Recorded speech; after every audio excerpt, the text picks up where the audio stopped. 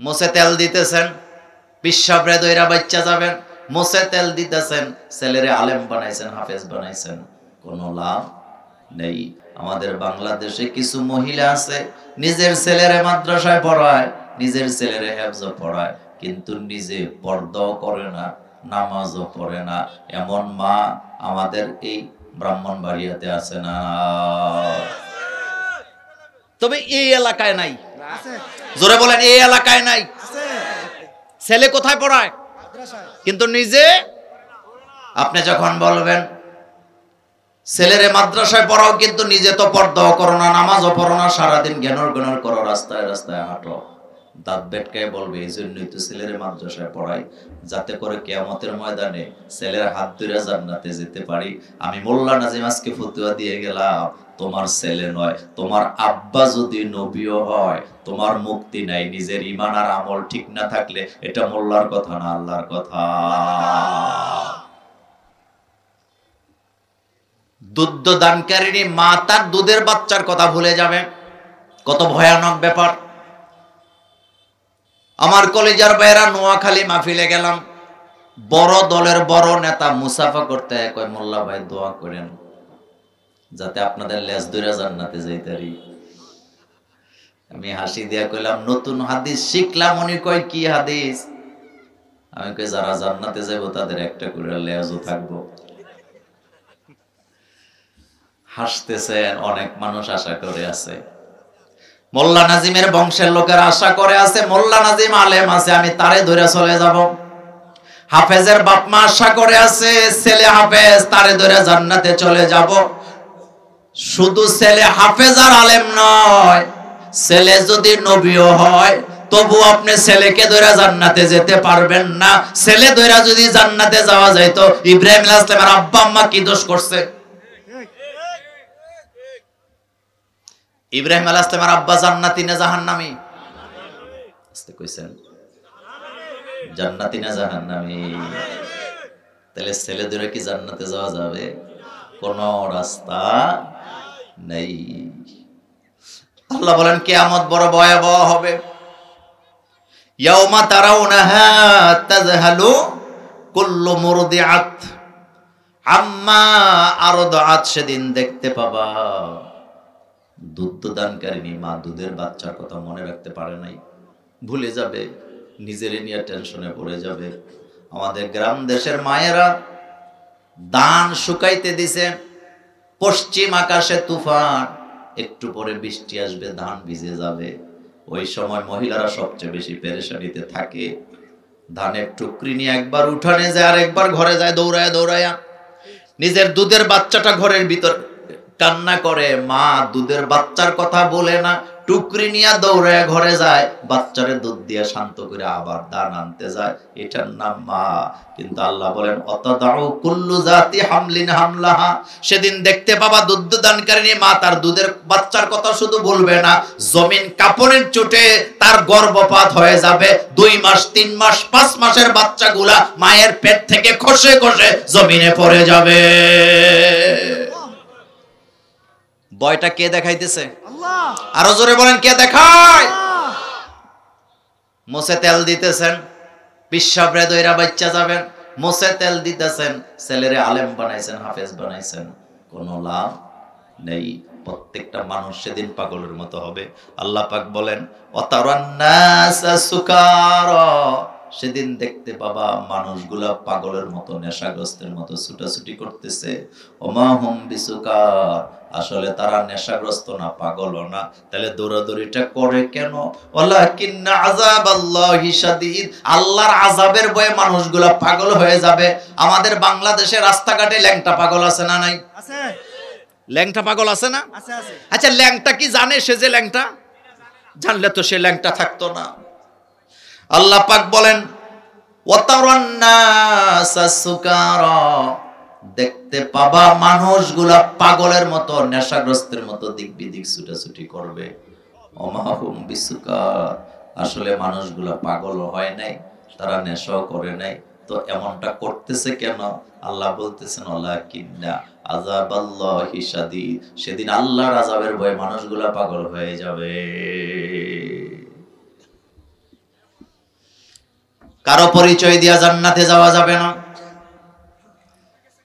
কারো পরিচয় দিয়া জান্নাতে যাওয়ার কোনো সুযোগ নাই। দুধের বাচ্চার কথা মা কখনোই ভুলে না, কিন্তু এখানে আল্লাহ বলেন সেদিন দেখতে পাবা দুধ দানকারিনী মা তার দুধের বাচ্চার কথাটা বলে যাবে। কতটা ভয়ানক অবস্থা হবে। এর দ্বারা বোঝা যায় কিয়ামতের মাঠে একজনের পরিচয় দিয়ে আরেকজনের বাঁচার কোনো রাস্তা নেই। বাড়িতে একটা মসজিদ আছে, এই গ্রামের নাম কি? চারুয়ারা। বাড়িতে মসজিদ বানাইছে, চান্দা গেছে আত্মীয়তা করার জন্য, কসবা গেছে ছেলে দেখতে মেয়ে দেখতে।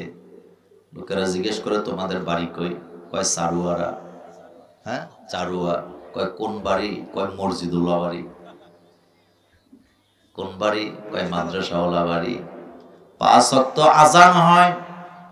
কোথাও আত্মীয়তা করতে গেলে গর্ব করে অহংকারের সাথে বলে আমাদের মসজিদুল্লাহ বাড়ি, আমার আব্বা দাদা মসজিদে জায়গা দিয়ে গেছে। অথচ 5 বেলা মসজিদে আজান হয়, জামাত হয়। মসজিদুল্লাহ বাড়ির লোকগুলা মসজিদে খুঁজে পাওয়া যায় না। এমন বাটপার আছে না? নাই? কথা বলেন।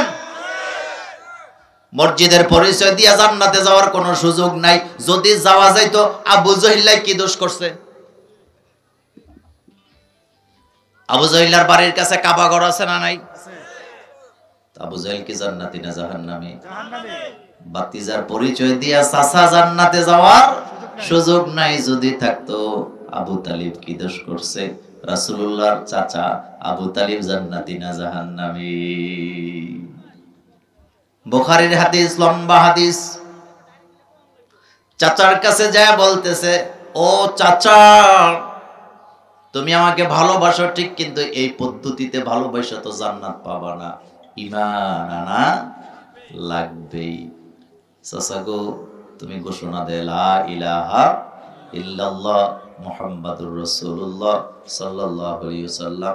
চাচা কয় বাতিজা শেষ বয়সে মরার সময় ঈমান আইনা দুনিয়ার মক্কার নেতাদের কাছে বেজ্জতি লাঞ্ছিত হতে চাই না, যেভাবে আছে সেভাবেই মরতে চাই। আল্লাহ রাসূল কয় চাচা কালিমা যদি পড়ো দুনিয়ার নেতাদের কাছে লাঞ্ছিত অপমানিত হবা ঠিক, কিন্তু কিয়ামতের ময়দানে তো জাহান্নামে যাওয়া লাগবে, তুমি তো জাহান্নামের আগুনে জ্বলবা। এবার আবু তালিব কয় বাতিজারে দুনিয়ার মানুষের চাইতে লাঞ্ছিত হওয়ার চাইতে আমি আখিরাতের আগুনকে নিজের জন্য পছন্দ করি। আর আস্তে নাউজুবিল্লাহ কোন ঘটনা ঘুরাই রাখছে কে? বাতিজা কানতেছে, রাসূলুল্লাহ কানতেছে, বলতেছে চাচা ঠিক আছে তুমি কালিমাটা পড়ো, আমি কারো কাছে প্রকাশ করব না, এটা গোপন রাখবো। কয় তাও পড়বো না। এবার রাসূল কয় চাচা আমি কালিমাটা পড়ি, তুমি আমার সাথে ঠোঁট মিলাও। কিয়ামতের ময়দানে আমি বলবো আল্লাহ আমি নিজের চোখে দেখছি আমার চাচা কালিমা পড়ছে, আল্লাহ তুমি আমার চাচারে মাফ করে দাও। চাচা কয় বাতিজা এটাও করতে আমি পারবো না। এবার রাসূল কান্দে, জিব্রাইল আয়াত নিয়ে আইছে আকাশ থেকে। আল্লাহ বলতেছে হাবিবের কাছে যা, জিব্রাইল যায় জানায়া দে ইন্নাকা লা তাহদি মান আহবাবতা ওয়ালাকিন্নাল্লাহা ইয়াহদি মান ইয়াশা।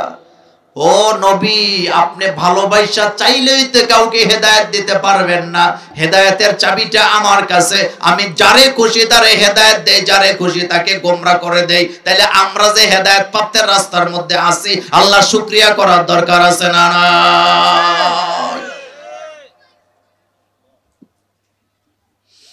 কারো পরিচয় দিয়া কিয়ামতে বাঁচার কোন রাস্তা। এই পয়েন্টটা আমি আলোচনাটা এই জায়গায় শেষ করতে চাই। পরিচয় হবে নিজের না অন্যের? আরো জোরে বলেন। নিজের ঈমান আমল ঠিক করার দরকার আছে না নাই? ছেলের পরিচয়ে, মেয়ের পরিচয়ে, দাদার পরিচয়ে, বাপের পরিচয়ে আল্লাহর আদালত থেকে বাঁচার কোনো রাস্তা নেই। এই কথাটা আল্লাহ পাক বলছেন ওয়াতাদাউ কুল্লু যাতি হামলিন হামলাহা। মায়ের পেটের চেয়ে নিরাপদ জায়গা বাচ্চার জন্য আর কোথাও নেই। কিন্তু মায়ের পেটের ভিতরে মা বাচ্চাটা ধরে রাখতে পারবে না, গর্ভপাত হয়ে যাবে। হোক সেটা 3 মাসের, হোক সেটা 4 মাসের, হোক সেটা 6 মাসের, কোনো ডেলিভারির সময় হওয়ার কোনো প্রয়োজনই নাই।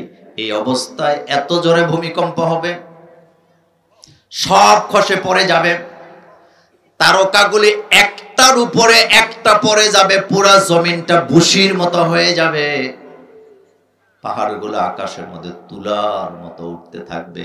আমাদের বাংলাদেশের মানুষ পাহাড় দেখেই নেই, এগুলা কিচ্ছু না। আমি নেপালে যাই দেখছি পাহাড় কারে কয়, গার বাঁকা হয়ে যায়, এত উঁচু উঁচু পাহাড়। পৃথিবীর সবচেয়ে উঁচু পাহাড় নেপালে আছে না? না, আমি নিজের চোখে দেখে আসছি, এভারেস্ট নিজের চোখে দেখা কথা বলছি। এত উঁচু উঁচু পাহাড়। আল্লাহ পাক বলেন যখন কিয়ামত শুরু হবে, পাহাড়গুলা তুলার মতো আকাশে উঠতে থাকবে, আকাশগুলা ভেঙে থরথর করে পড়ে যাবে, তারকারাজিগুলা খসে খসে জমিনে পড়ে যাবে। প্রত্যেকটা মানুষ বলবে আইনাল মাফার, আইনাল মাফার, আইনাল মাফার, আইনাল মাফার। ভাগবো কোথায়, পালাবো কোথায়? আল্লাহ এখানে বলছেন ভাগার কোনো জায়গা আমি রাখি নেই। ইয়া মাশারাল জিন্নি ওয়াল ইনস ইনিস্তাতাতুম আন তানফুযু মিন আকতারিস সামাওয়াতি ওয়াল আরদ ফানফুযু লা তানফুযুনা ইল্লা বিসুলতান ফাবিআইয়ি আলাই রাব্বিকুমা তুকাজ্জিবান।